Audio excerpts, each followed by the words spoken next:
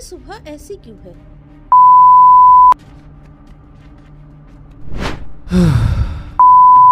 یہ تو وہ نشانی ہے، قیامت کی نشانی۔ ہم یہاں کیوں ہیں؟ یہ کیا ہو رہا ہے؟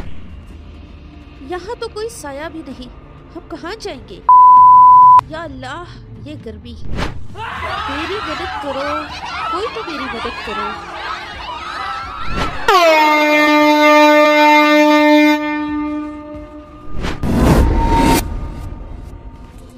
یہ واقعہ ہے اس دن کا جب وقت رک جائے گا، جب تاریخ کی آخری کتاب بند ہو جائے گی۔ محترم ناظرین، غور سے سنیے گا۔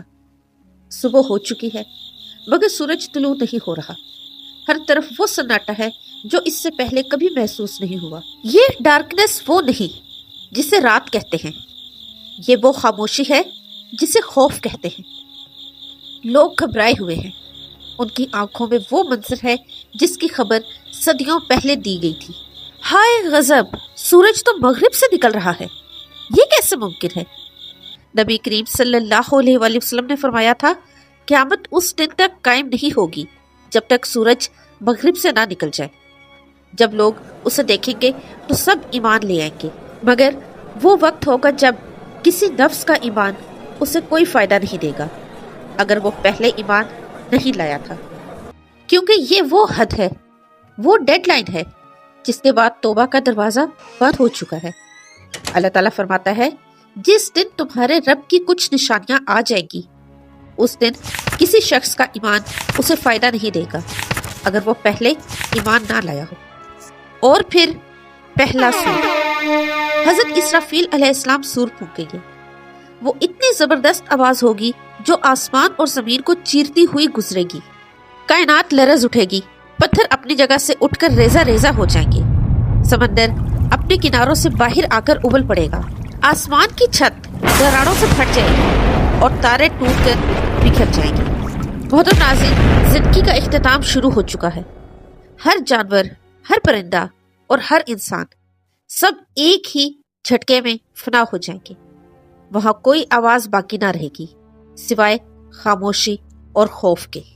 اور پھر اللہ تعالیٰ ملک الموت حضرت اسرائیل علیہ السلام کو حکم دیں گے، ایک ایک کر کے جبرائیل، میکائیل، اسرافیل، سب فرشتوں کی روح قبض ہو جائے گی۔ آخر میں ملک الموت سے کہا جائے گا، اے ملک الموت، جا، تو بھی مر جا۔ اور جب موت بھی مر جائے گی تو صرف رب الکائنات باقی رہ جائے گی۔ وہ پکار کر فرمائیں گے، آج بادشاہت کس کی ہے؟ کائنات خاموش ہوگی، پھر وہ خود ہی جواب دیں گے، بادشاہت صرف اس اللہ کی ہے جو واحد، اکیلا ہے اور قہار یعنی زبردست ہے۔ اور پھر حضرت اسرافیل علیہ السلام دوبارہ زندہ کیے جائیں گے۔ انہیں حکم ہوگا، اے اسرافیل، سور میں دوبارہ پھونک مار۔ زمین لرزنے لگے گی، قبریں پھٹ جائیں گی اور انسان چیختے ہوئے اٹھیں گے۔ اللہ تعالیٰ فرماتے ہیں، اور سور میں پھونک ماری جائے گی اور سب کے سب اپنی قبروں سے اپنے رب کی طرف دوڑتے ہوئے نکل پڑیں گے۔ محترم ناظرین، یہ حق کا میدان ہے، وہ دن جب زمین بدل دی جائے گی، نہ وہ پرانی زمین نہ وہ پرانا آسمان، ایک صاف ہموار میدان جہاں نہ سایہ ہے نہ ہی چھپنے کی جگہ۔ پھر آسمان سے نور کے دروازوں سے فرشتوں کے لشکر اترتے ہوئے آئیں گے، ان کے پیروں سے آسمان چمک اٹھے گے، عرش الہی حرکت میں آئے گا، اور اسی وقت دوزخ یعنی جہنم کو لایا جائے گا۔ قرآن میں فرمایا گیا ہے، اور اس دن جہنم کو بھی لایا جائے گا 70,000 لگاموں سے، اور ہر لگام کو 70,000 فرشتے کھینچ رہے ہوں گے۔ اور پھر جنت کو بھی لایا جائے گا، اور جنت پرہیزگاروں کے قریب لائی جائے گی، وہ ان سے دور نہ ہوگی، اس کے در و دیوار سے نور پھوٹے گا اور نہروں کی دل نشین آوازیں آئیں گی۔ سورج کو صرف 1 میل کے فاصلے پر لایا جائے گا، زمین جل رہی ہوگی اور ہر انسان اپنے اپنے اعمالوں کے پسینے میں ڈوبا ہوگا، کوئی ٹخنوں تک، کوئی سینوں تک اور کوئی گردنوں تک۔ محترم ناظرین، اب وہ گھڑی ہے جب نامہ اعمال لایا جائے گا۔ نیک لوگوں کو ان کی کتاب دائنے ہاتھ یعنی رائٹ ہینڈ میں دی جائے گی اور بدکاروں کو ان کے لیفٹ ہینڈ میں۔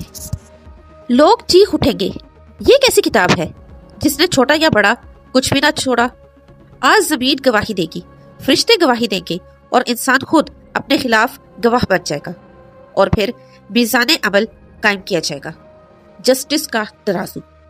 یہ صرف حق بولے گا اور فیصلہ وہ عائد کرے گی کہ ضرور پہنچے۔ شیئر کریں اور سبسکرائب بھی کریں، اور کمنٹ سیکشن میں اپنی رائے کا اظہار بھی کریں۔ کمنٹ سیکشن میں اللہ کے 99 ناموں میں سے ایک نام بھی ضرور ٹائپ کیجیے گا۔ اللہ پاک ہم سب پر رحم کرے، آمین ثم آمین۔